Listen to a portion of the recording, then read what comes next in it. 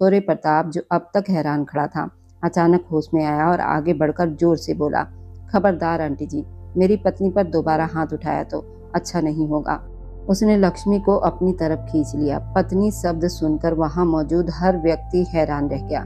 थोड़ी देर के बाद हवेली के बड़े हॉल में सब लोग इकट्ठा थे। संजय गुप्ता, विनोद गुप्ता, राजेश गुप्ता भी वहां मौजूद थे। तभी संजय गुप्ता गुस्से में बोले, ये तुम कैसी बेकार बातें कर रही हो शौर्य प्रताप? शौर्य प्रताप, जानते भी हो कि तुम्हारी शादी कुसुम से होने वाली है? संजय गुप्ता ने भारी आवाज में कहा, मैंने कुछ गलत नहीं किया अंकल। मैंने लक्ष्मी से शादी की है और लक्ष्मी से आप लोगों का कोई मतलब नहीं होना चाहिए। लक्ष्मी तो आपके बेटे की संतान भी नहीं है, उसका आपसे कोई खून का रिश्ता भी नहीं है। हाँ, आप लोगों ने उसे पाला जरूर है और उसी तरह कुसुम भी है, तो क्या फर्क पड़ता है? अब कुसुम हो या लक्ष्मी, दोनों इसी घर में ही पली बड़ी हैं और इसी घर में बड़ी हुई हैं। फिर आप लोग मुझे कैसे कटघरे में खड़ा करके बुरा भला कह सकते हैं? शौर्य प्रताप की बात ने कुछ देर के लिए संजय गुप्ता समेत सबको चुप करवा दिया था। फिर भी तुम्हारी सगाई कुसुम से हुई थी, लक्ष्मी से नहीं। उस लड़की ने अपनी अदाओं से तुम्हें बहकाया है। अपनी और तुम्हारी उम्र का फर्क भी नहीं देखा। अनीता गुप्ता का लहजा जहर जैसा था। उनका बस नहीं चल रहा था कि वे लक्ष्मी को मार ही दें, जिसने उनकी बेटी के हिस्से पर कब्जा कर लिया था। घर की सभी औरतें लक्ष्मी को बुरा भला कह रही थी, लेकिन मर्दों का गुस्सा शौर्य प्रताप की तरफ था, क्योंकि गलती उसी की थी। अंकल जी, अपने पोते से कहिए कि वह अभी के अभी इस लड़की को छोड़ दे। मैं अपनी सहेली की बेटी का यह हक छीनने नहीं दूंगी उसे। अनीता गुप्ता ने अपनी बात सामने रखी, लेकिन उनके कुछ कहने से पहले ही शौर्य प्रताप बोल पड़ा, ऐसा सोचिए कि अभी मत आंटी जी कि मैं लक्ष्मी को छोड़ दूंगा, और आपकी मुंह बोली बेटी का कौन सा हक है मुझ पर? मैंने उससे शादी थोड़ी की थी। सगाई जैसे इन बेकार बातों को मैं नहीं मानता, और मैंने तो आप सबको पहले ही साफ कह दिया था कि मुझे कुसुम से शादी ही नहीं करनी। फिर जबरदस्ती करके आपको क्या मिला? शौर्य प्रताप बेखौफ अंदाज में बोल रहा था। आंसू बहाती लक्ष्मी सिर झुकाए उसके साथ खड़ी थी। ठीक है, जब तुमने अपनी मर्जी कर ली है तो अपनी पत्नी को लेकर यहाँ से निकल जाओ। संजय गुप्ता के आदेश पर शौर्य प्रताप ने कंधे उचकाए और रोती हुई लक्ष्मी का हाथ पकड़कर वहां से चला गया, जबकि अनीता गुप्ता का चेहरा उतर गया था। उन्हें लगता था कि संजय गुप्ता लक्ष्मी को उससे अलग करवा देंगे, लेकिन ऐसा कुछ भी नहीं हुआ। शौर्य प्रताप लक्ष्मी को उसी फ्लैट में ले आया था। दोपहर से रात हो गई थी, लेकिन अब तक लक्ष्मी का रोना बंद नहीं हुआ था। वह बिस्तर पर घुटनों में सिर देकर बैठी थी। खाना लेकर आया तो शौर्य प्रताप का मूड खराब हो गया। अरे लक्ष्मी, बस भी करो। ऐसा कौन सा पहाड़ टूट गया है जो रो रो कर अपना हाल खराब किए जा रही हो?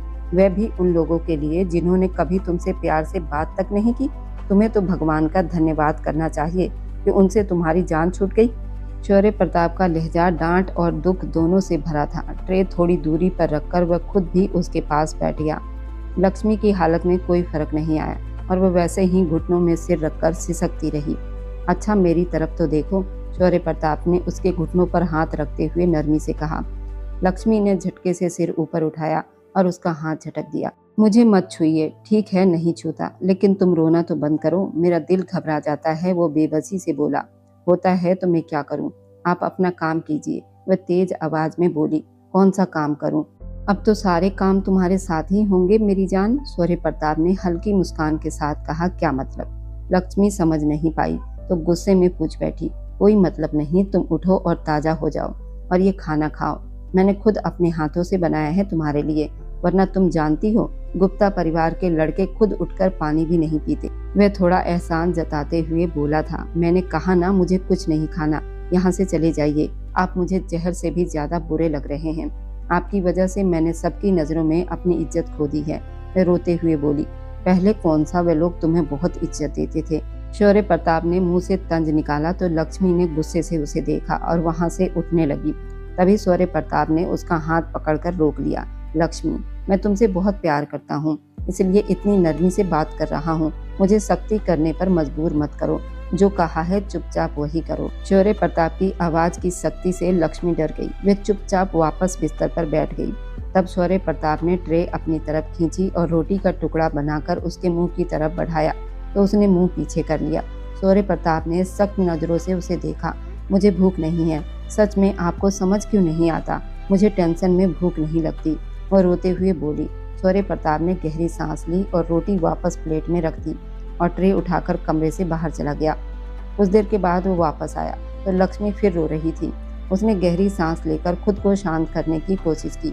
वह स्वभाव से जितना नरम था, गुस्से में उतना ही तेज था, लेकिन वह लक्ष्मी पर गुस्सा नहीं करना चाहता था। सोने का इरादा नहीं है क्या? रात भर यही काम करोगी? लाइट बंद करके वह उसके पास बिस्तर पर लेटते हुए बोला। लक्ष्मी उसे अपने पास लेटा देखकर जल्दी से उठने लगी, लेकिन शौर्य प्रताप ने उसकी कमर पकड़कर उसे रोक लिया। छोड़िए मुझे, मैं आपके साथ नहीं सोना चाहती। वह डरकर चिल्लाई। चिल्लाओ मत, मैं तुम्हें खा नहीं जाऊंगा, शौर्य प्रताप ने नाराजगी से कहा और अपनी पकड़ थोड़ी मजबूत कर ली। लक्ष्मी ने विरोध छोड़ दिया और रोने लगी। क्यों रो रही हो? रो रो कर अपनी आंखें खराब कर लोगी? तुम्हारी मर्जी के बिना कुछ नहीं होगा। वह कुछ पल उसे देखता रहा, फिर उसके आंसू पोंछते हुए बोला। लक्ष्मी ने अविश्वास से उसे देखा, धीरे से बोली, फिर हवेली में क्यों? वह बात अधूरी छोड़ गई, लेकिन शौर्य प्रताप समझ गया। मुझे उस समय गुस्सा आ गया था, क्योंकि तुम बार बार मुझे छोड़ने की बात कर रही थी। मैं सिर्फ तुम्हें डरा रहा था। मैं कोई जंगली इंसान नहीं हूँ जो तुम्हारे साथ जबरदस्ती करूंगा। शादी मजबूरी में हुई थी, लेकिन आगे ऐसा कुछ नहीं होगा। तुम मेरे साथ बिना डर के रहो। हमारे बीच की दूरी तभी खत्म होगी जब तुम मुझसे प्यार करोगी। अब आराम से सो जाओ। ये कहकर उसने झुककर लक्ष्मी के माथे को चूम लिया। लक्ष्मी ने जल्दी से आंखें बंद कर ली और शौर्य प्रताप मुस्कुराकर उस पर कंबल उड़ाकर खुद भी सो गया। सुबह लक्ष्मी की आंख खुली तो शौर्य प्रताप को वहां नहीं देखकर उसने राहत की सांस ली और सिरहाने रखा दुपट्टा गले में डालकर ताजा होने बाथरूम में चली गई। 10 मिनट के बाद जब वापस आई तो शौर्य प्रताप कमरे में मौजूद था और मेज पर नाश्ते की ट्रे रखी थी। काले ट्राउजर और टी शर्ट में वह सोफे पर बैठा अच्छा लग रहा था। लक्ष्मी को देखकर वो मुस्कुराया, लेकिन लक्ष्मी ने मुंह फेर लिया। आओ नाश्ता कर लो। उसे खड़ा देखकर शौर्य प्रताप ने उसका हाथ पकड़कर सोफे पर बिठा दिया। लक्ष्मी ने ठान रखा था कि वह खाना नहीं खाएगी, लेकिन गरम गरम खास्ता पराठे, अंडे का आमलेट देखकर उसे भूख लगाई। कल से उसने कुछ भी नहीं खाया था। शौर्य प्रताप ने कप में चाय डालकर उसके सामने रखी और उबला हुआ अंडा और मक्खन लगी ब्रेड उसकी प्लेट में रख दी और खुद पराठा और आमलेट खाने लगा। लक्ष्मी ने गुस्सा दबाकर ब्रेड के छोटे छोटे टुकड़े चाय के साथ खाने शुरू किए। थोड़ी देर के बाद शौर्य प्रताप ने आधा पराठा छोड़ दिया और चाय पीने लगा। लक्ष्मी ने ब्रेड हटाकर उसका बचा हुआ पराठा उठा लिया और आमलेट के साथ खाने लगी। शौर्य प्रताप पहले हैरान हुआ, फिर उसके होठों पर मुस्कान आ गई। हवेली में उसका आना जाना कम होता था, इसलिए उसने कभी ध्यान ही नहीं दिया था कि लक्ष्मी क्या खाती है। उसे लगा था कि इतनी नाजुक सी लड़की सिर्फ ब्रेड अंडा ही खाती होगी, लेकिन उसे पराठा खाते देखकर उसे हंसी आ गई, जिसे उसने तुरंत छुपा लिया। नाश्ते के बाद वह तैयार होकर ऑफिस चला गया। लक्ष्मी अकेली नहीं थी, काम करने वाली महिला आ चुकी थी, जिसे शौर्य प्रताप ने रखा हुआ था ताकि उसके आने तक वह लक्ष्मी के साथ रहे। धीरे धीरे दिन बीतने लगे। शौर्य प्रताप सुबह ऑफिस जाता, शाम को लौटता। लक्ष्मी सारा दिन कभी सोती रहती, कभी टीवी देखती और कई बार रोती रहती। शौर्य प्रताप हर समय उसे मनाने की कोशिश करता, कभी प्यार से समझाता तो वह जिद करने लगती, कभी सख्ती करता तो वह डर जाती और रोने लग जाती। इसलिए वो परेशान हो जाता था। हवेली वालों ने उसे पूरी तरह रिश्ता तोड़ लिया था और उसका सबसे ज्यादा दुख लक्ष्मी को था। उसके मन में यही था कि इसके लिए शौर्य प्रताप ही जिम्मेदार है। उस दिन भी वह सारा दिन सोने के बाद शाम को उठी और अचानक हवेली वालों को याद करके रोने लगी। काम करने वाली महिला ने उसे चुप कराने की कोशिश की, लेकिन वह सफल नहीं हुई। तभी शौर्य प्रताप ऑफिस से वापस आ गया। वह पहले से ही थका हुआ था और लक्ष्मी को रोते देखकर उसका गुस्सा बढ़ गया। ये क्या मुसीबत लगा रखी है? हर समय रोती रहती हो। मैंने तुम्हारे साथ कौन सा जुल्म कर दिया है? अगर थोड़ी भी समझ होती तो रोने के बजाय मेरे साथ खुश होकर जिंदगी जी रही होती, क्योंकि मैंने तुम्हें उन लोगों से छुड़वाया है जिन्होंने तुम्हें नौकरानी की तरह रखा था। उस हवेली में तुम्हारी कोई कीमत नहीं थी। मैं तुम्हें उस नर्क से निकालकर यहाँ लाया हूँ। प्यार और अपनापन देकर हर सुविधा देना चाहता हूँ, लेकिन तुम्हें ये सब नहीं चाहिए तो क्या तुम्हें वापस हवेली वही नौकरानी वाली जिंदगी चाहिए? शौर्य प्रताप गुस्से में बोल रहा था। लक्ष्मी जो रोना छोड़कर उसकी बात सुन रही थी, अपने लिए नौकरानी शब्द सुनकर बहुत दुखी हो गई। मुझे बार बार नौकरानी मत कहिए, उसने भी गुस्से में कहा। तो क्या थी तुम वहाँ? कोई रानी थी क्या? शौर्य प्रताप ने तंज भरे अंदाज में कहा। आप मेरी बेइज्जती कर रहे हैं ना? आपको कोई हक नहीं है मेरी बेइज्जती करने का। लक्ष्मी रोने लगी। उफ! शौर्य प्रताप ने अपने बाल पकड़ लिए और गहरी सांस लेकर गुस्सा काबू किया। फिर लक्ष्मी के पास आकर बैठ गया। वह उससे दूर सिसकने लगी, लेकिन शौर्य प्रताप ने उसे ऐसा नहीं करने दिया। अरे मैं तुम्हारी बेइज्जती नहीं कर रहा हूँ, जो बर्ताव हवेली वाले तुम्हारे साथ बचपन से करते आए हैं ना, वह सब मैंने देखा है। पहले का मुझे नहीं पता, लेकिन जब से मुझे तुमसे प्यार हुआ है तब से मैं उनका व्यवहार तुम्हारे साथ सहन नहीं कर पाया। समझने की कोशिश करो मेरी जान। उसने उसका हाथ पकड़कर प्यार भरी आवाज में कहा। लक्ष्मी थोड़ी शांत हो गई। अच्छा, तुम्हें एक बात बतानी थी। तुम्हारी दोस्त कुसुम की शादी होने वाली है आकाश के साथ। शौर्य प्रताप को याद आया तो उसने बताया। आकाश उनका पुराना दोस्त था। लक्ष्मी चौंक गई। अब तुम इस अपराध भावना से बाहर आ जाओ कि तुमने अपनी दोस्त का हक छीन लिया है। तुमसे शादी करना मेरा अपना फैसला था। अगर मुझे तुमसे प्यार नहीं होता तो मैं भी कुसुम से शादी नहीं करता। उसने लक्ष्मी की गलतफहमी दूर की, क्योंकि लक्ष्मी को लगता था कि अगर वह बीच में नहीं आती तो शौर्य प्रताप कुसुम से शादी कर लेता। कुसुम की शादी की बात सुनकर लक्ष्मी को दिल में थोड़ा सुकून महसूस हुआ। इसलिए उस रात उसने शौर्य प्रताप को परेशान नहीं किया। चुपचाप खाना खा लिया और खाने के बाद शौर्य प्रताप उसे आइसक्रीम खिलाने बाहर ले गया, क्योंकि इतने दिनों से वो फ्लैट में बंद थी और घुटन महसूस कर रही थी। इसलिए जब शौर्य प्रताप ने जिद की तो वो मान भी गई। आइसक्रीम खाने के बाद वह उसे मॉल ले गया। वह चाहता था कि लक्ष्मी अपनी पसंद से खरीदारी करे, लेकिन लक्ष्मी ने मना किया। उसे वो दिन याद आ गया था जब इसी तरह खरीदारी के बहाने शौर्य प्रताप उसे शहर लाया था और उसे जबरदस्ती शादी कर ली थी। उसके मना करने के बावजूद शौर्य प्रताप ने खुद ही उसके लिए कपड़े और चीजें खरीद ली थी। लक्ष्मी की चुप्पी देखकर वह खुशफहमी में पड़ने लगा। इसलिए रात को सोते समय जब उसने अपनी बाहों में लेना चाहा और उसके चेहरे के करीब झुका तो लक्ष्मी ने घबराकर उसका हाथ झटक दिया। शौर्य प्रताप ने गहरी सांस ली और पीछे हट गया। उठो, जल्दी तैयार हो जाओ, हवेली से तुम्हारे लिए बुलावा आया है। लक्ष्मी टीवी देख रही थी जब शौर्य प्रताप कमरे में आते ही जोर से बोला।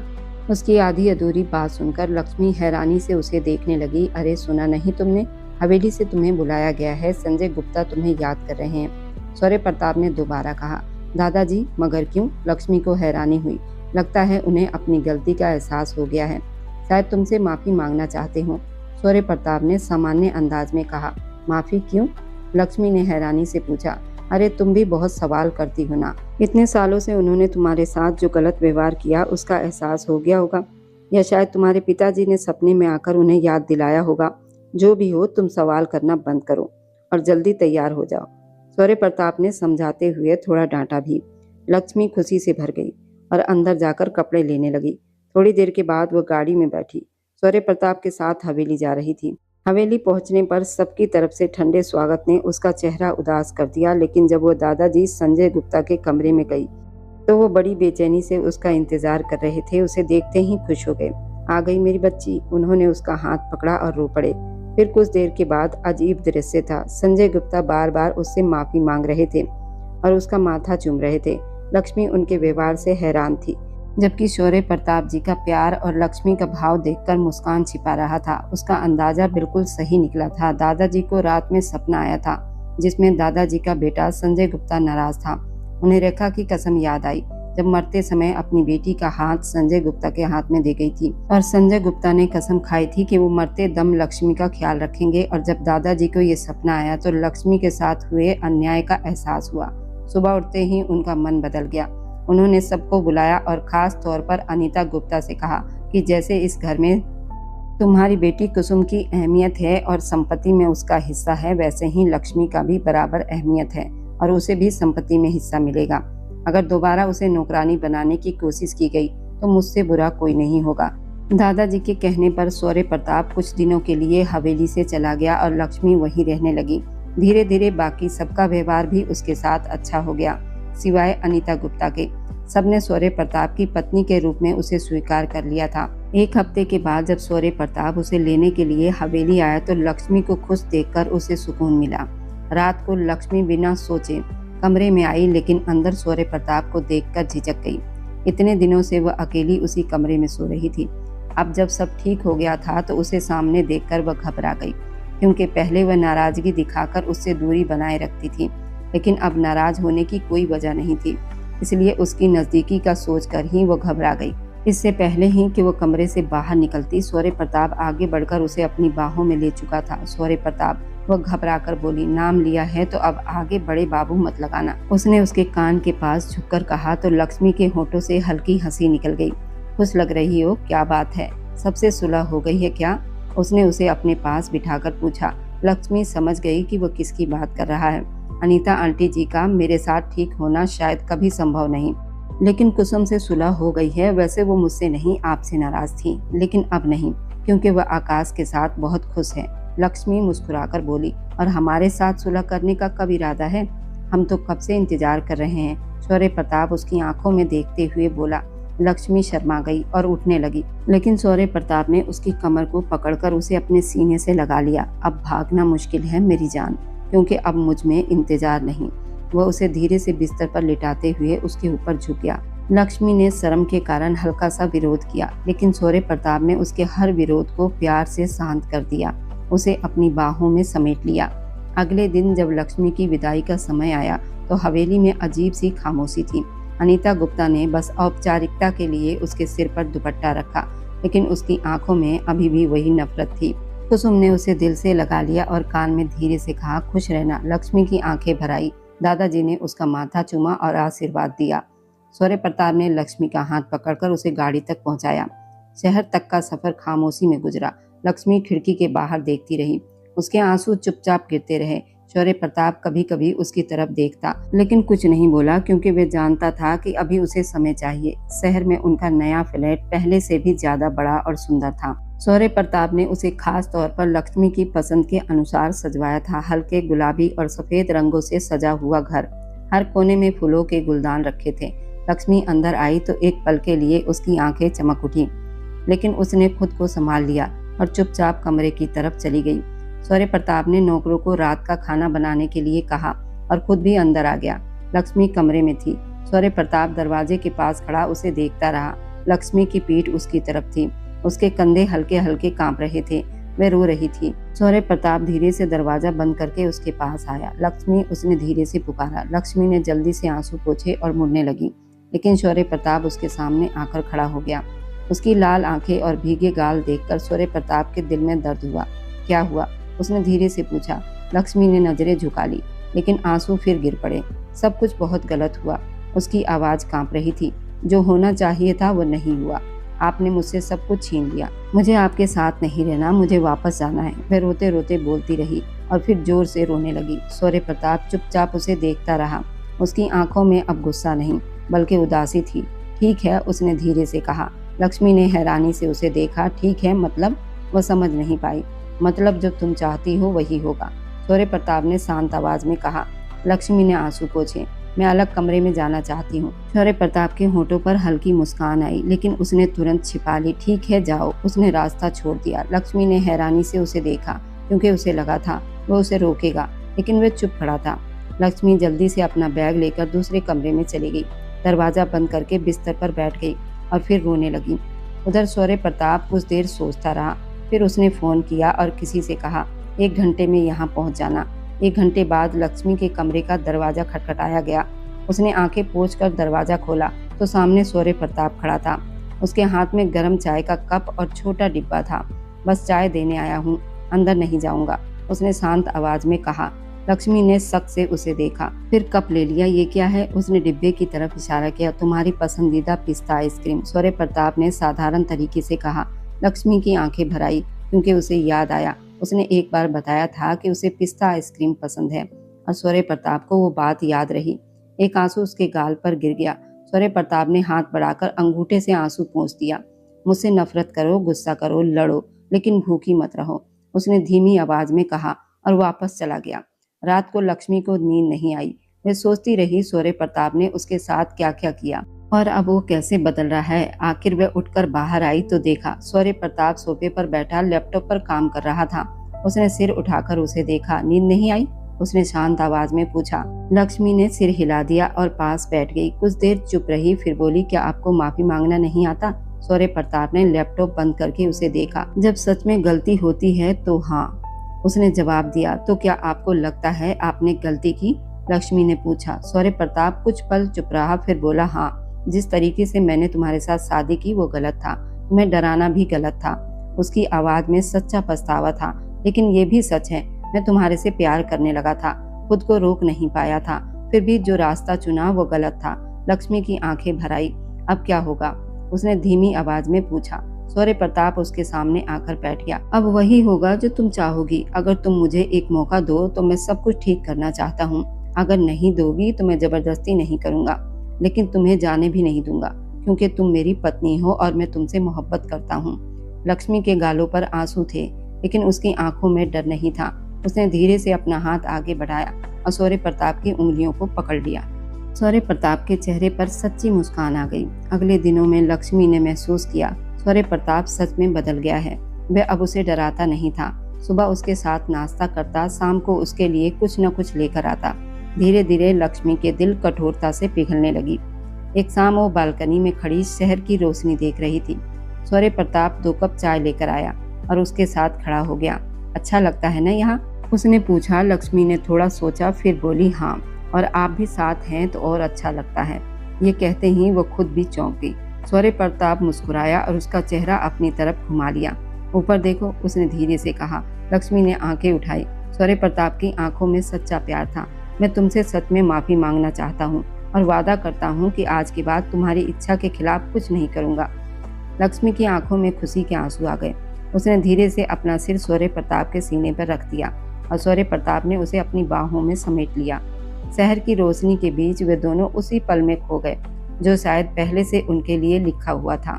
बस वहां तक पहुंचने का रास्ता बहुत कठिन था, लेकिन मंजिल वही थी। और अब जाते जाते बस दिल से एक छोटी सी गुजारिश है, आप जहां कहीं से भी मेरी वीडियो देख रहे हैं, कमेंट में अपने शहर और राज्य का नाम जरूर लिखिए। आपके कमेंट मेरे लिए किसी अनमोल तोहफे से कम नहीं होते। और जो लोग अपनी कीमती समय देखकर मेरी कहानियों को देखते हैं, लाइक और शेयर करते हैं, उन सबका मैं दिल से धन्यवाद करती हूँ। अगर आज की कहानी ने आपके दिल को छुआ हो तो वीडियो को लाइक करें, अपने दोस्तों तक जरूर पहुँचाएं और हमारे छोटे से परिवार का हिस्सा बनने के लिए चैनल को सब्सक्राइब करना ना भूलें, क्योंकि आपका हर सब्सक्राइब मेरे लिए आपका प्यार और भरोसा है।